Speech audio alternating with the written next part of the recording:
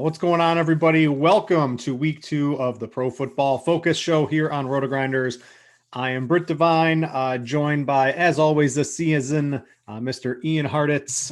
Ian, it was a fun week 1. I escaped with a pretty decent profit on week 1 last year. I was talking to our producer before the show. Last year, week 1, I got the injury bug hit all my lineups, right, and I went way in the hole week 1. Got to claw it all back for a couple of weeks. Pretty good to start the season with a win this year.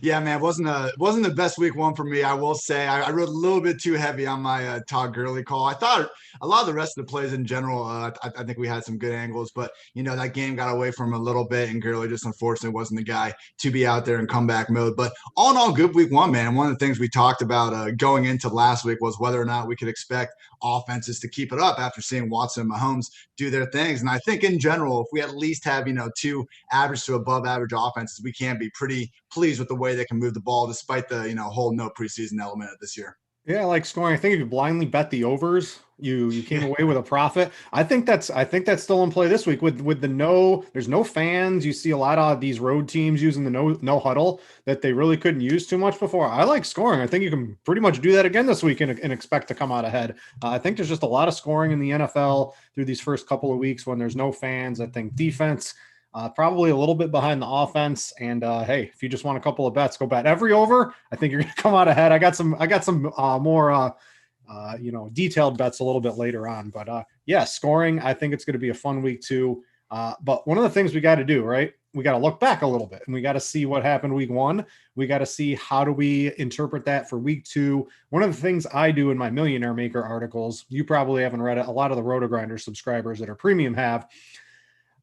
I talk about all of the time in that recency bias. We had, I'll use an example from last year. We saw Alvin Kamara week 2. He was the highest owned player. Drew Brees got hurt week 2 last year, right? And Alvin Kamara stunk. Week 3, nobody thought Alvin Kamara could have a good game without Drew Brees. He's the highest scoring running back on the slate and nobody owned him. Those are the types of things you have to look at when you're playing these large field tournaments in an attempt to get ahead. And I got one of those, Ian. I'm gonna cheat on your helicopter plays a little bit towards the end of the show, but I got one of those guys for you. Actually, 2 of them I think can have some really big games, and you got some nice ones as well. But let's look back at your mismatch manifesto. It's a free article, right? So you don't have to have the PFF subscription. If you want to get the grades and you want to get all the premium articles and all that stuff, you got to pay the man. But they're nice enough to let Ian put this out for free along with his helicopter plays. Let's go over some of the main things. You look at explosive plays, pace, pressure, yards before contact, expected points added, things you can look at in the passing game. What are some of the big points from week 1 that we can extrapolate into allowing us to do good in week 2? Yeah, unfortunately, week 2 version is behind the paywall, but all the charts. Oh, those bastards! I know, man. It's a decision out of my control. But all the charts that you're going to be screen sharing and showing on, like I tweet those out. Those are available. You just got to kind of pull your own takeaways from it. But we're going over it right now, so it might as well be free, right? So first thing, yeah, and so just so everyone knows the general goal of this. Whenever we're talking about matchups, it's always okay. We got the 9th ranked offense and X stat versus the 31st ranked defense and Y stat, and it's always a 2-way street. I attempt to combine those and make it more of a 1-way street and just get a better look at it. So looking at explosive plays, the matchup that really pops out immediately is the Lions at the Packers. And it's not so much what the Lions did in week 1. It's that the Packers were that good on offense. We all saw Aaron Rodgers, pissed off mode. Aaron Rodgers just going nuclear last week, but also that Packers defense was awful against the Vikings. I mean, the manner in which they let the Vikings get back in that game so efficiently, maybe it was just playing the prevent defense in the fourth quarter and not really caring one way or another, but ranking dead last in yards per play allowed after 1 week, it's only so many ways how you can kind of dress that up. So while the Lions don't have Galladay, we did still see some good things last week. I mean, they by all accounts win that game if Swift just holds on to that good ball by Stafford at the end. So Lions, I think we all just kind of shaked our head. Oh, it's the Lions. Of course they didn't win, but we did see the signs there for the reason why a lot of people, including myself, picked the Lions to win the NFC North. So, I'm wearing my clown mask. I get it. The Lions are going to line. But I think, you're talking about overs, and Lions-Packers could definitely be a sneaky one. Yeah, and maybe the recency bias people will – Aaron Rodgers can't repeat that. Maybe he can, and that'll be an interesting play. It doesn't look like he's going to be too highly owned this week, so we'll talk about that a little bit later as well. Give me a couple other things. Let's go down to the pace version of this. Which teams are playing fast? There were a lot of snaps in a lot of games this week. Yeah, a couple cool concepts. There's one that really shocked me for a second. The New York Jets were actually graded out as the third fastest offense in situation neutral pace last week, only because they were in so few situation neutral one play. paces. Exactly. Yeah. When the score was within 6 points, we saw them at the usual gay snail pace. So it is what it is. But yeah, two real speedy games popping up here. We have the Cowboys, who were number one in situation neutral pace last week, and they were top 5 last season as well. So that's not surprising. Versus the Falcons, number 10. We all saw what they have been able to do kind of in comeback mode over the last 2 seasons. So that's the obvious one. I think highest over under of the week, but maybe the sneaky one is the Cardinals, who come in at 5th against Washington, coming in at 4th.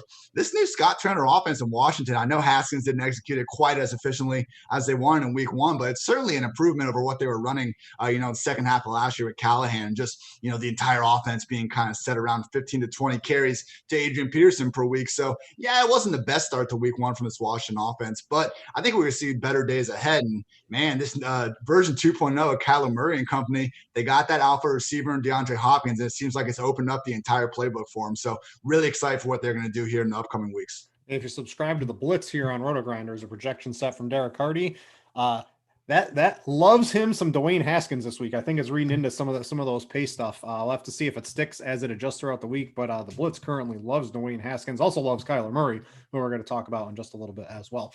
All right, O-line, D-line. We saw, what a mismatch on the offensive line can do for the Redskins last week. Just absolutely terrorized Carson Wentz. So what type of things stand out this week? Yeah, I think we gave some credit to the D-line, Washington D-line before that game, so hopefully we can stay on top of it. But 4 key matchups are sticking out as quarterbacks. It just might be overwhelmed in a similar manner as Wentz was last week. First one is Drew Lock at the Steelers. I think we kind of know that one. Steelers were number 1 in pressure rate last season, number 1 in pressure rate after week 1. Wentz is on the list again against the Rams. We saw what the Rams were able to do with Donald, especially leading week 1 in total pressures and just making life hell for Dak Prescott most of that Sunday night. So, we'll see if Lane Johnson can get back out there, but might be another week or 2 before we really want to go back to well with those Philly players. Dak Prescott himself, and again, this is all based on week 1 stats, so we got to take it with a little bit grain of salt. But when we look at that Cowboy O-line, with Leo Collins out, with Cam Irving out, with Tyron Smith now being, a midweek addition to the injury report, you don't have to go back that many years. I believe it was 2017, different team. I get that. But when Dak has lost Tyron Smith over the year, things have crumbled pretty fast. The O-line has always been the engine of that offense. They're not going to become awful without, 1 or 2 of the guys, but, expecting them to maybe meet the expectations for the highest over under of the week without a couple of their starting tackles could be more problematic. And then finally, we have Daniel Jones at the Chicago Bears. I was actually pretty impressed with how Jones looked, all things considered, in that Monday night matchup. I mean, just, I don't think anyone expected him to do anything well. And he actually did make some plays out there despite, being pressured on almost half of his dropbacks. So this is still a tough spot. I'm not really going back to Daniel Jones well just yet, but I am more optimistic about him moving forward after they get through this hellacious September schedule. All right. We'll talk about the Giants. I like that offense. I like the Bears offense too. So you'll get one of those bets for me. The other thing, right? Defenses don't matter. Running backs don't matter. Quarterbacks don't matter. Does offensive line matter, Ian? Because I want to play me some Zeke. I want him to get fed. Is that going to affect him at all this week? I think it's our ability to judge those metrics that makes them not matter sometimes, and we end up over influencing it. But Zeke is just a setup to absolutely smash. Now, the yards before contact aren't super out of this world for the Cowboys matchup, but it's certainly nothing to shy away from. The matchups where it is looking pretty good in terms of who can just pick up bunches of yards before they're even meeting a defender. Again, that Lions-Packers game just popping off as 2 running games that should be able to have a bunch of success. The Colts, man, I mean, I know they didn't run the ball quite as much as we thought last week, but when they did, they were pretty efficient doing so against a Vikings defense that, without Danielle Hunter in there, man, they're just not really a front seven we have to fear in quite the same manner. And then finally the Patriots. Like the Patriots-Seahawks, we talked about the fast-paced games, but this is the slowest-paced game of the week. We've seen the over-under dip a little bit, but at the same time, we're talking about 2 really efficient offenses and what they're trying to do. So, I really wanted to take the under with that Seahawks-Patriots game, but the more I look at it, I think I'm just going to stay away from it because as much as the Patriots are this, complete run-first offense trying to milk the clock, hey, Cam went 15 for 19 last week with a couple of drops. And, while that was their week 1 version of the offense, I don't think we've seen the full scale of what they're going to do with a healthy Cam Newton under center. Why are you trying to ruin everyone's fun with these unders? Have some fun and bet some overs, Ian. It's more fun that way if you bet the over instead of rooting against points all week. All right, let's go to one final one. Let's go to EPA, expected points added. This is sort of all the little fun stuff that you get to look at behind the scenes from Pro Football Focus. What do you see there, and what can we extrapolate for week 2?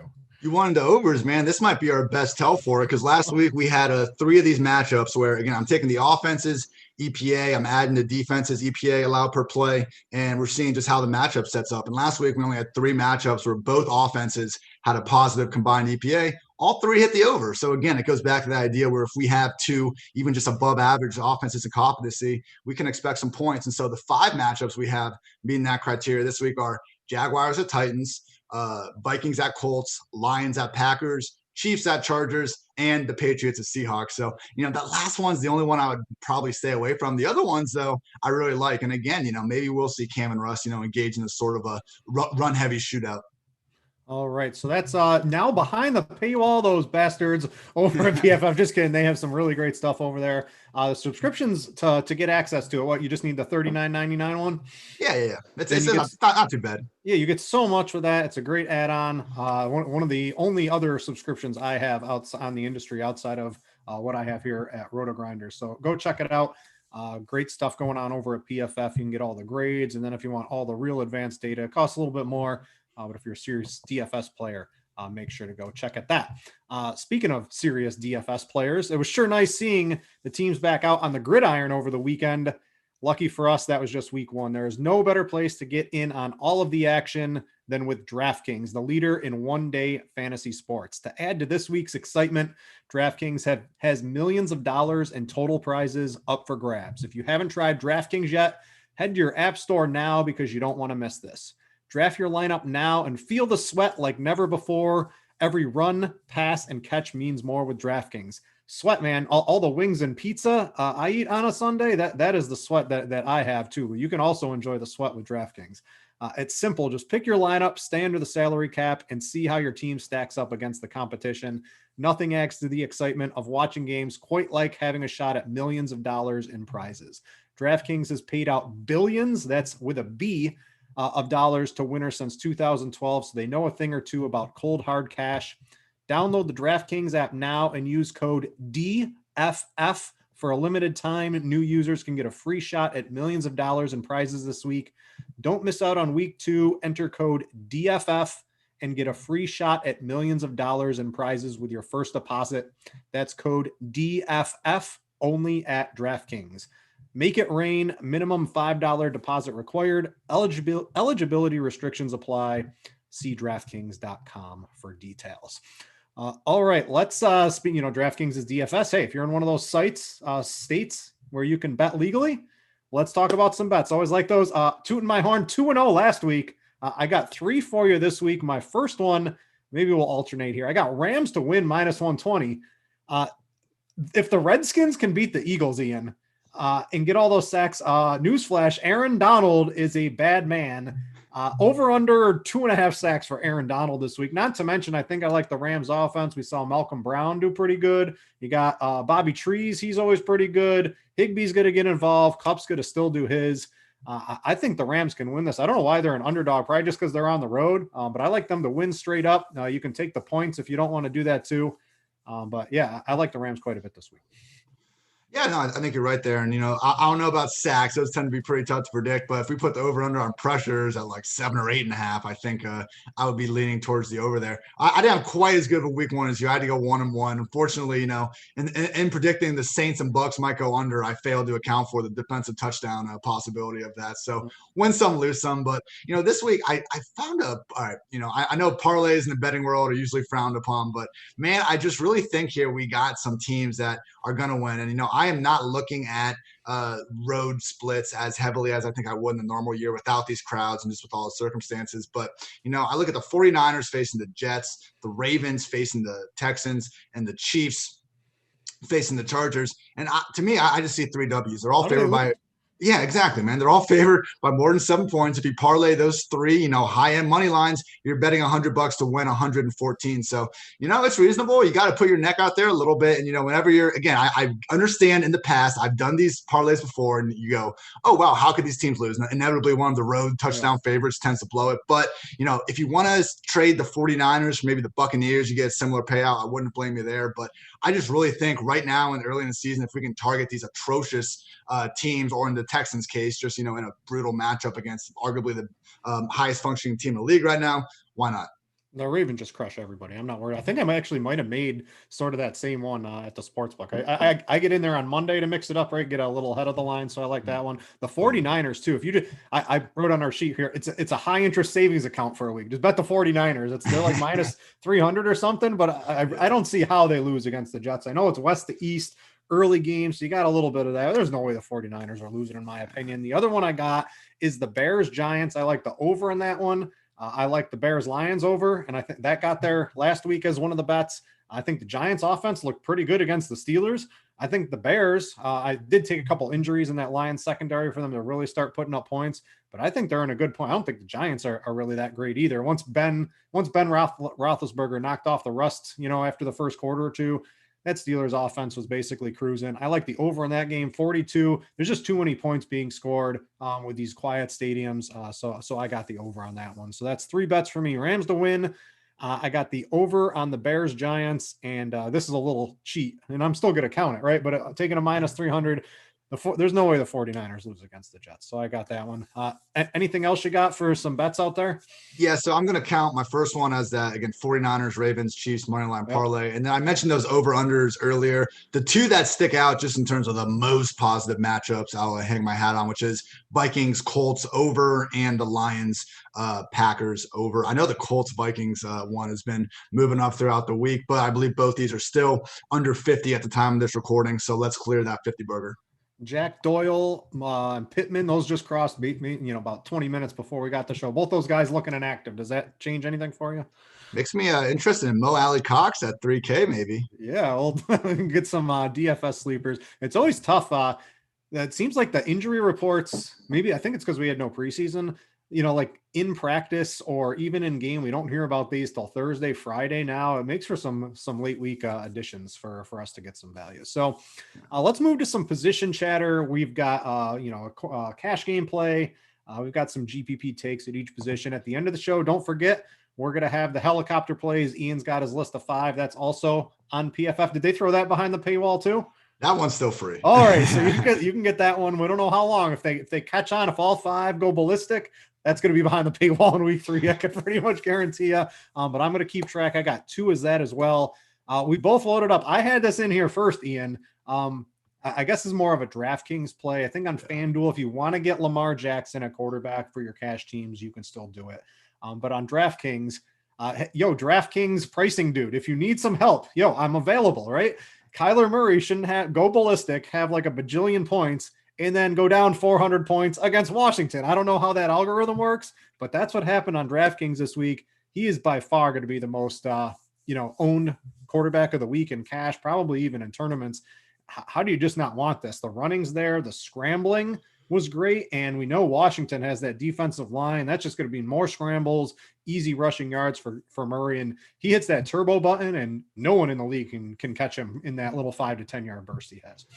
Yeah, I wanted to try to differentiate it and pick another cash game QB, but I just couldn't, man. QB 11? How? Like, that doesn't even make sense. So, and this was always the point with Kyler. It's like, I understood the concerns that, hey, maybe the 2020 Cardinals could be a lot like the 2019 Browns from a win-loss perspective. But the Kyler rushing floor is just, it's number 3 in the league behind only Lamar and Josh Allen, who are top 3 quarterbacks, my rankings this week at least. So Kyler, need to continue to fire him up in that top 6, 8 range at a minimum, not 11. I mean, all due respect to the Washington D-line, but, the 49ers had a pretty damn good D-line too, and Kyler was ended up being just fine with that in week 1. So in addition to rushing, though, just the steps he took forward as a passer in week 1, the chemistry, completing 14 of 16 targets to DeAndre Hopkins in their first game together, looked awesome. The concerns we had with him as a passer already look like he's taken that natural year.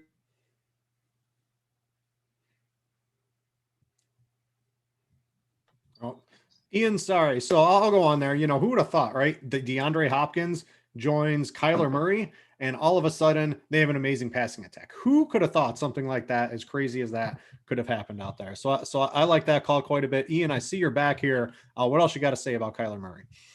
Yeah, man. Just look, the rushing floor's there. We saw him with the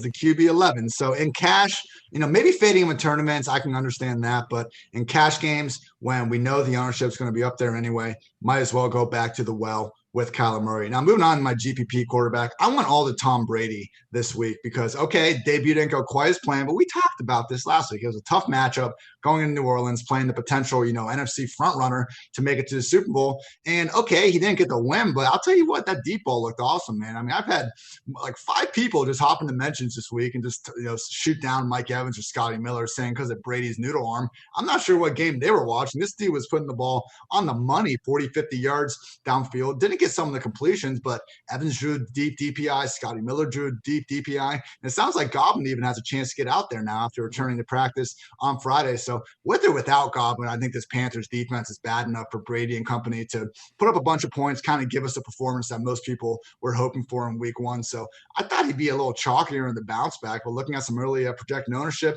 doesn't seem that way. So give me Brady, all the Mike Evans in this kind of early season squeaky wheel spot. And assuming Godwin's out, even if he's not out, honestly, Scottie Miller in that low 4K range has some real nice value potential. Yeah, we got Tom Brady, 4% on DK, 2.5% on FanDuel. Angry Brady, we'll see if it works. Angry Brady works when you're like 35, doesn't work when you're 43. I guess we'll find out. I wanted to note too, I think right before the show, Bruce Arians came out and said Godwin returned to practice, but he still considers him doubtful to play. So he's got to clear some steps. We'll see what happens on that one, but I did want to make that note for everyone. So it could be Scottie Miller time for everybody. A couple of mine, I mentioned I like that over in the Bears game. Dude, give me Mitchell Trubisky again. He got there last week. It took the second half, but the Giants defense stinks. I like Daniel Jones a little bit too. I like this game to shoot out. You can take that. And the thing with Trubisky is target tree should be pretty narrow, right? I didn't have him with any Jimmy Graham last week, which stunk, right? But Allen Robinson, Anthony Miller, Ted Ginn played a lot of snaps. You can mix in Cohen, and I think where most of the targets are going to go on that one. And then if everyone's playing Derrick Henry, if Derrick Henry is going to get 3 touchdowns and 195 yards, sounds like the Jaguars are going to have to throw the ball. We have almost no ownership on Gardner Minshew. You saw Shenault come in there. DJ Shark, right? Only 3 receptions. Nobody wants to play him. This looks like a good spot. Maybe more of a secondary stack where you play Henry with Shark or Henry with Shenault, something like that to take advantage of it. But if you want a cheap quarterback with some cheap targets that have a lot of upside, I think the Jaguars could be passing a lot in this game. And I don't understand how Minshew's basically garnering no ownership right now. So that should wrap it up at the quarterback position. Running back, why don't we start with you? Talk about a couple of plays. I think there's three running backs that everyone's going to own right now. It's going to be Zeke, it's going to be Derrick Henry, and it's going to be Jonathan Taylor. These guys are just too cheap. Christian McCaffrey doesn't even have like the monster game, and his price went up or stayed the same. And if he's not getting 8 or 9 targets a game, maybe that will change. Maybe that's some recency bias. We got to think maybe he can elevate to that. It just seems like going to that next tier of stud running backs looks like the way to go this week.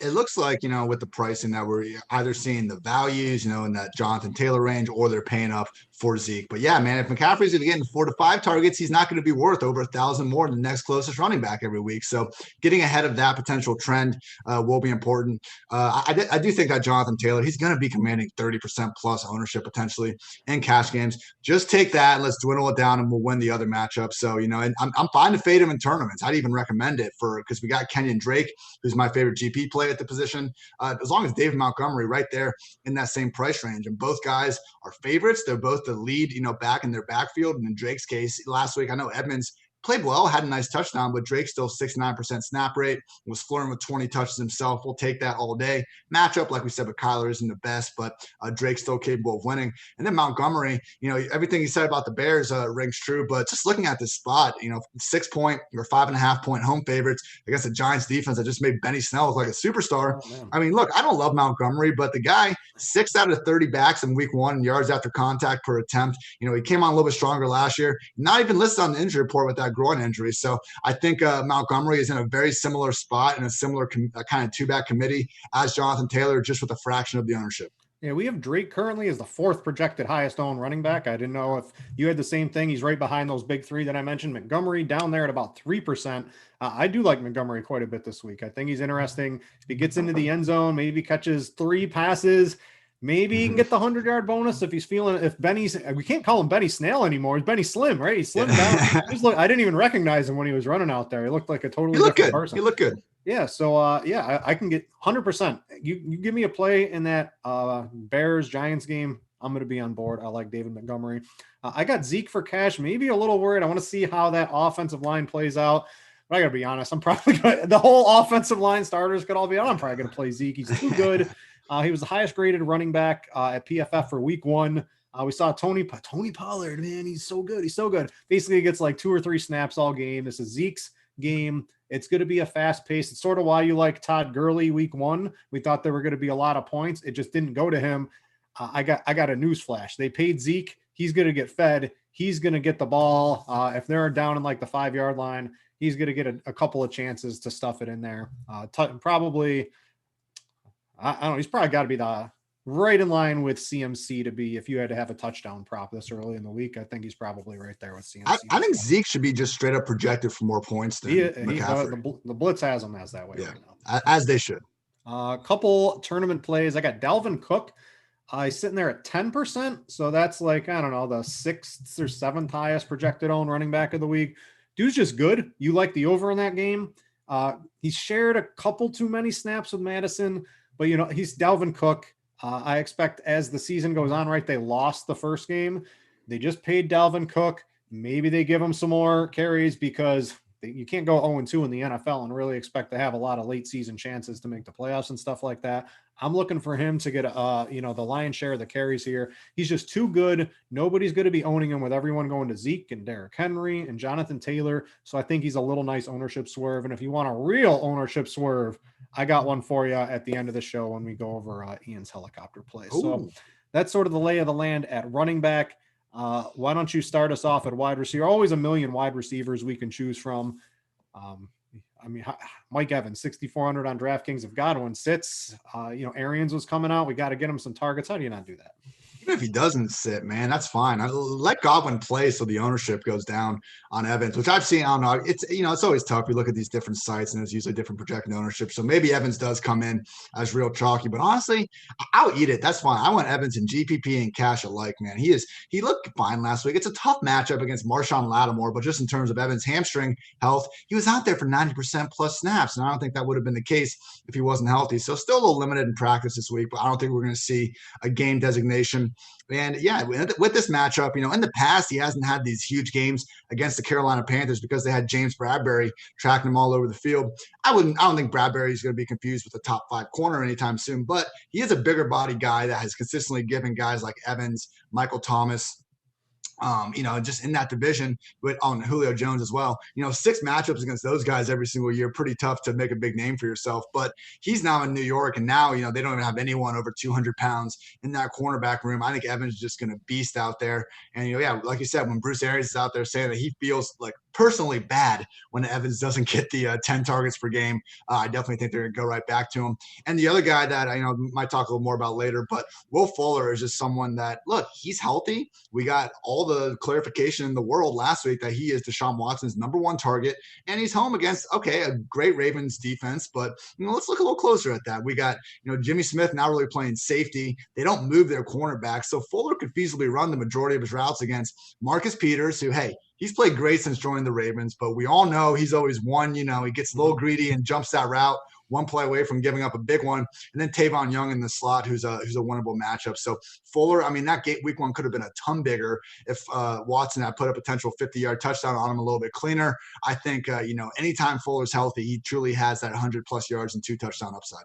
Yeah, and they didn't, the Texans coach, they didn't really scheme anything different, right? They're just, hey, Will Fuller, you're now DeAndre Hopkins, and Randall Cobb, you're Kiki Kuti, and Kenny Stills and Brandon Cooks, you're now Will Fuller, right? So that's basically how that offense, I think, is going to go. I talk about, in that Millionaire Maker article, not falling into recency bias, but I think that's probably one we can't, although I do expect Randall Cobb to probably catch a pass in this game. I will go to that one.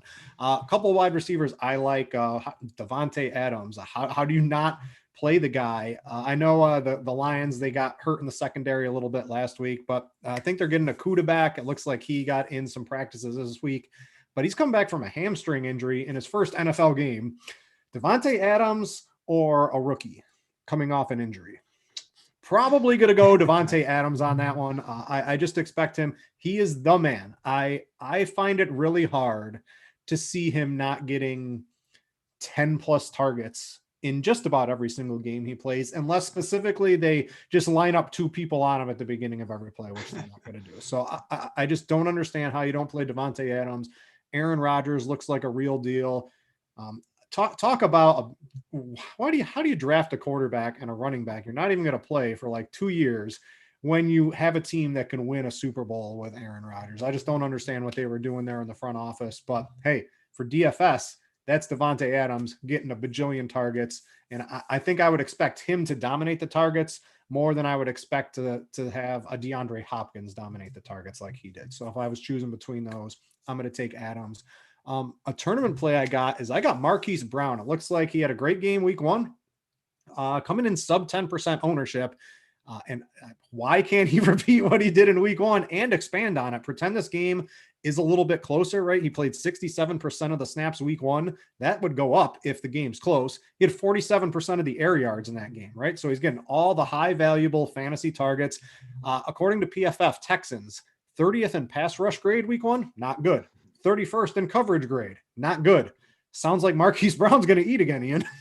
I think Fuller and Hollywood kind of fall in the same boat, man. Like, don't worry about the matchup. Both these guys are A-plus field stretchers. And as we kind of saw in their week 1 usage, they're number 1 wide receiver on their team. So they're getting, higher percentage, shorter stuff too. Like the, boomer bust label we associate with them. I think the bust is a little bit less likely this year than we've seen in the past. Yeah, Marquise Brown just looked good. He bulked up, right? He was like 160. He was a skinny twig. Now he's 180. You can verify that on twitter.com if you want to see some pictures of a muscled up wide receiver there. That's a couple wide receiver plays. We'll talk a little bit more about some more just towards the end of the show here. Tight end, I want to talk about, there's a lot of good plays. Maybe I'll let you start off. We got Jamison Crowder, just got ruled out maybe a couple hours ago. Out of the 17 receptions the Jets will have this week, how many of them go to Chris Herndon?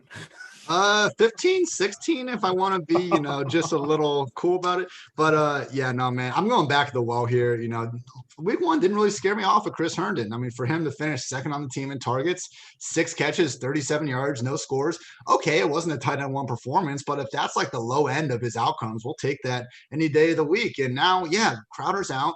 Herndon is looking like the absolute number 1 target in this passing game. And okay, maybe Rashad Perryman fights for that team lead in targets, but we just don't have many tight ends that cheap that we can confidently project for literally A+ targets. So I think we got to go back to volume. And I know it's Gase, I know it's Darnold, but as we saw last week with Crowder, they can enable one guy. And now Crowder's out of the picture. I think Herndon can be that guy. The GPP route I would go, though, is Jordan Akins at 3,300. Akins is good, and he's been talked up a lot in training camp, but the problem was last year that him and Fells were literally splitting like snaps and targets alike week by week. That changed in week 1. Fells wasn't even out there for more than 50% of the offensive snaps for the first time in a while. Akins was actually running more routes than everyone, including Will Fuller and those guys. So he was out there. I think they're treating him as a tight end 1. I've been saying this throughout the offseason, but to me, like Deshaun Watson, Russell Wilson, maybe we can put Joe Burrow on this list now, but if you can give any of those guys like a legit tight end 1 that can play almost every snap, I think they can flirt with 10 touchdowns any given year. Akins appears to be that guy. Go back to him while his price remains so low, because I don't think it's going to be below the 4K range for that much longer if he keeps up these types of snaps. RIP my best ball teams. I had Uzoma, and like every single draft is my very last pick, and every I think I probably had him on like 50 best ball teams, and snap goes the Achilles. So hopefully the rest of my tight ends. The good thing is I paired him a lot with like Kelsey, Andrews, and Kittle. So hopefully those guys can carry it. But I hate to see that go, because That dude was in line to be a back end tight end 1, easily a top end tight end 2 with the amount of targets and stuff. And Drew Sample, right? We thought he was going to be a pass blocker. Maybe not. Maybe he can catch some passes. We'll have to see how that plays out. But I got for my cash game. Now, I love Mark Andrews and Travis Kelce. I think Kelce sets up to have a smash game.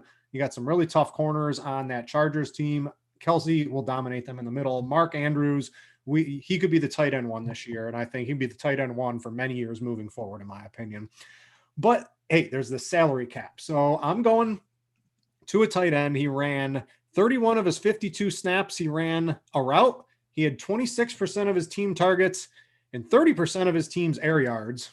He has a revenge game, and he has the flow chart.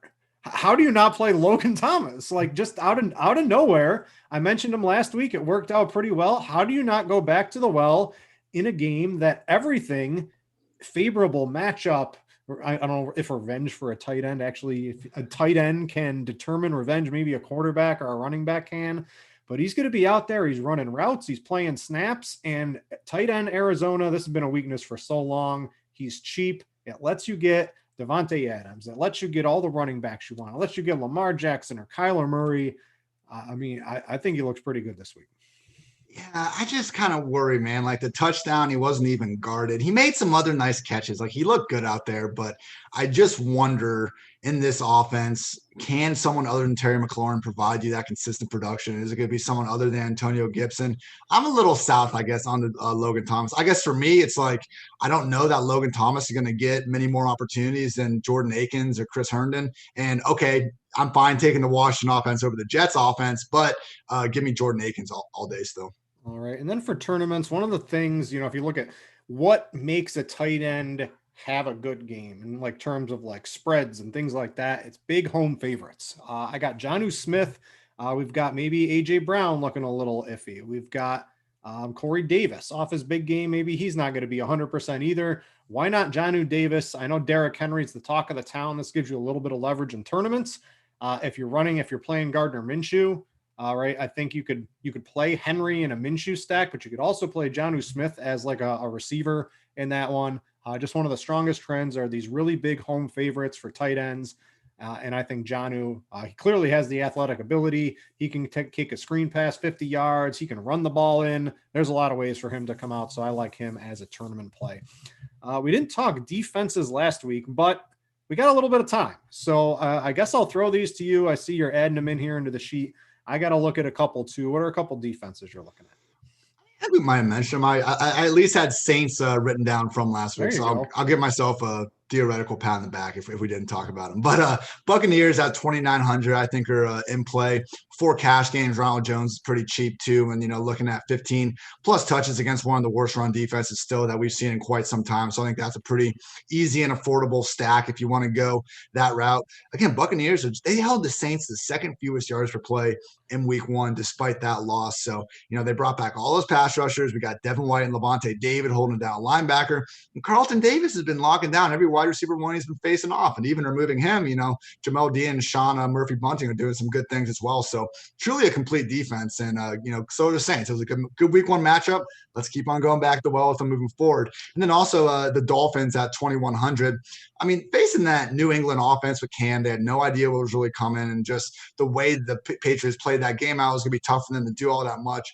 This is still a much improved secondary with Byron Jones and a bunch of new rookies that they drafted high that are going to get better as the year goes on. 2,100 against the Bills.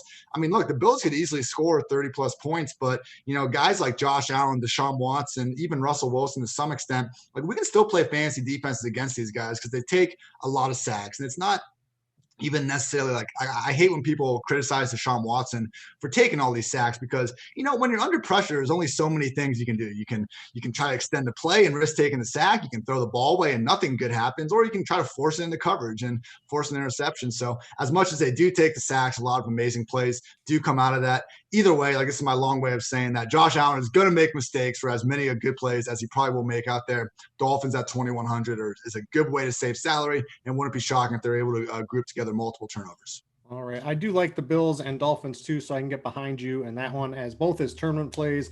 A couple other tournament teams you consider when I'm looking at ownership out here. I mentioned at the top, I like the Rams to win. One of the reason is I think their D-line has a big advantage over the Philadelphia offensive line. So the Rams defense at low ownership looks pretty good. One of the things you want from your defense is you sometimes want your offense to get out to a big lead because that allows for sacks and interceptions and things like that to happen. Why not take the Cardinals defense? If we like the Cardinals offense so much, maybe we could take a look at the Cardinals defense. I think Washington defense showed they're in play, I think, every week too, with just how good they were. We'll see. Was it the depleted offensive line or was it the really good defensive line? I don't mind then. And then if you want to get weird, right? If offensive line doesn't matter and the Cowboys are going to be really injured, we got to see how it is. Defenses do weird things. Sometimes the lowest owned defense of the week, this happened twice last year, is the highest scoring defense of the week because this is just how it is. You get some weird things happen. I'm gonna throw out the Falcons as one of my random tournament plays, but this is really if a lot of that offensive line injuries do hold true and they do end up missing a lot of them. So just you can get weird with defense in tournaments. It's the hardest to predict. And I don't mind getting a little weird if you're playing in like the Millie Maker or the Mini Max or any of these, like you got to beat 200,000 type of people tournaments out there. So that's where I'm looking at for some defense. Before we get to the chopper plays, I want to remind everybody from this show, we are running a discount on our Core 4 subscription. It's normally $39.99 a month. If you go to rotogrinders.com/premium, there's some sort of web code. I don't know how it is. Devin's got the link in the YouTube chat. If you're into that, if you have trouble finding it, you could DM me on Twitter or on RotoGrinders if you're listening to this on podcast, and I'll help you out. But instead of it being $39.99 a month, if you are a new subscriber, use code PFF. That's Pro Football Focus, PFF. That will get you a $5 discount on your first month only for $34.99. And if you want everything, if you want to play soccer and tennis and MMA and college football and esports and WNBA, you can get $20 off our Core 4 plus specialist package. That is normally $100 a month. Me personally, I think the regular RotoGrinders premium should be $100 a month. I think it's extremely undervalued, but that's how we like to have a lot of subscribers, right? But you can get that combo Core 4 plus specialist instead of $100 for $79.99 a month. That's code PFF when you sign up for a RotoGrinders subscription. All right, Devin, hopefully you got the music. I don't know if you listened to this last week, Ian, but it was pretty cool. Yeah. We piped in some music for people. This is the end of the show. We talked some helicopter plays from Ian. These are guys, right? Main slate only. They can't have a top 5 price tag. I'm cheating on one of those. Can't have ownership above 5%. Why don't you give a couple? I'll give mine, and you can finish out the rest with a couple more. Yeah, so those are the criteria. Again, we're looking for, GPP, not quite darts, but, again, the low owned, high upside guys. So my 5 finalists, I mentioned a couple of these guys already. Mentioned Will Fuller and why, just regardless of the matchup, I think he needs to be in this consideration. So in a week where people are just seemingly fading him because of the matchup, I don't think that's enough reason to get off him. Raheem Mostert is someone in that 6,000 range. I think no one's really looking at running backs there because they're either going up to the Zeke territory or they're going down to kind of that Jonathan Taylor range. And, Mostert, I was a little worried this year because McKinnon coming in to just take all the pass down snaps and targets. But that wasn't the case. I mean, both McKinnon and Mostert had 5 targets, and Mostert, taking that angle route 75 yards to the house, broke the next gen stats record for fastest play over the past 3 seasons. The guy's a baller. They don't have any with Kittle potentially out and Ayuk banged up, Debo still out. They're going to need to keep throwing the ball. So love Mostert this week. Mentioned David Montgomery earlier. Don't need to rehash that. Austin Eckler is one where, you were kind of talking earlier about Alvin Kamara week 2 and then going to week 3. No one was on him. I think Eckler's in the same space because, one target sucked. But you know what a good way how to get more targets is play the Chiefs and be trailing by multiple scores. So I think he's going to see more there. And, despite the 1 target, still at 69% snaps and career high 19 carries. I mean, look, Joshua Kelly is going to be involved, but he's not going to be the Melvin Gordon. He could be what Justin Jackson was in weeks 1 through 4 last year, which is fine. It's 40-50% and 10 to 12 carries per week, but don't get it twisted. Eckler is the guy in Los Angeles. And then finally, Scottie Miller is one I'm looking at, and this is he's in that low 4K range, so definitely taking a bit of a reach here, but Buccaneers really like him. I mean, it was interesting to hear what Bruce Arians said after the game. And, Miller, he had over 100 yards if you include, I think it was a 30-yard defensive pass interference he drew. And just Bruce Arians pretty much said, hey, look, this is what they've been doing every day of practice throughout training camp. Tom trusts Scottie, and, he's playing well. So we didn't quite know what these splits were going to look like with Tyler Johnson and Justin Watson in there. And it was Godwin and Evans up in that 90% range, but Scottie Miller right there at 60%. Bruce Arians was just saying that Godwin's going to be listed as doubtful. If he's able to pass the protocol tomorrow, he'll be questionable. We'll see. Either way, Scottie Miller, anywhere from 6 to 8 targets potentially against his secondary. Sign me up.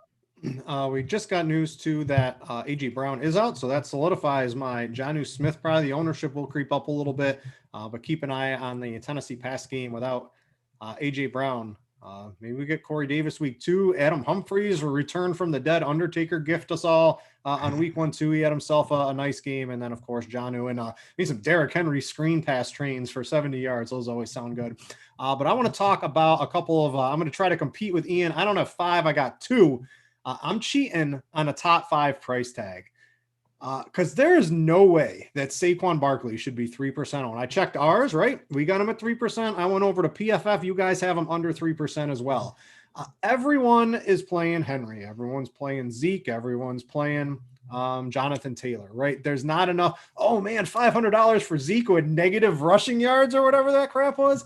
Get it out of here. Adrian Peterson just ran for 93 yards on 14 carries against the Bears. Swift and AP combined for 6 catches. What on earth do you think Saquon's going to do? He is not going to suck 2 weeks in a row. 3% ownership. This is how you win the large field contests. And a lot of the research I've done, you don't really search for low-owned running backs unless it's Saquon at 3%, right? That's the type of play that wins you a tournament. I mentioned at the top, right? Alvin Kamara week 3 last year after he was the highest owned player week 2 and he dudded. This is what you look for at the running back position at low ownership. Swerve onto Saquon. It's a couple extra bucks. He could top out Henry. He could beat Zeke pretty easily, in my opinion. And you're getting like 10-1 ownership advantage on that. So Zeke's one. And the other one is sort of recency bias on the shiny toys. We get shiny toys. We get Paris Campbell, right? He's the new wide receiver 1. We get Deontay Johnson, shiny object, getting a lot of targets out there in Pittsburgh. We get CeeDee Lamb, right? He's going to get a lot of targets this week. We get Christian Kirk. Well, he didn't get a lot of targets, but people still like him because he's in the Arizona offense. We forget, hey, Mike Williams, he's a bad man and he likes to catch touchdowns. So Mike Williams, he's 4,200 on DraftKings. Chiefs without Rashad Beeland and Ward. What is Tyrod? Tyrod doesn't check it down to Austin Eckler. He throws it deep. He had 42% of the air yards week 1. What is not to like about Mike Williams? The game sets up perfectly. No one's using him. Everyone's on the new shiny toys. Mike Williams in a GPP. Use Saquon, play the chalk elsewhere, ride your way to victory. Those are my 2, Ian. I like him, man. Yeah, Saquon just should never be that low owned, regardless of the matchup or what's going on. You brought up good points about the way AP was able to slash through that Bears D. And yeah, Mike Williams, I mean, you look at if you watch all those targets he had last week, I mean, even the incompletions were impressive as hell. I mean, 2 of them, 2 one-handed catches where he just landed out of bounds. I get it. It's not a catch if you don't get your feet in bounds, but guy's always been a special talent. Like just because Keenan Allen has been getting fed targets doesn't mean Mike Williams couldn't be, a true wide receiver 1 in his own right, in the right situation. And as you said, Tyrod is not checking the ball down, and Mike Williams is every bit.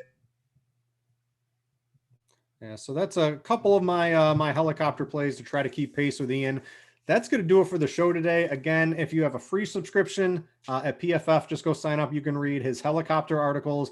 They did put his mismatch manifesto behind the paywall because it's too good to give out. In my opinion, every stat, everything you ever look at should be behind a paywall in DFS. I think that's probably how it should be. Or if you have really good information, someone out there should be charging for it. So I'm glad they put it behind the paywall. You can get a PFF sub on the low end for $39.99 and get access to a bajillion things.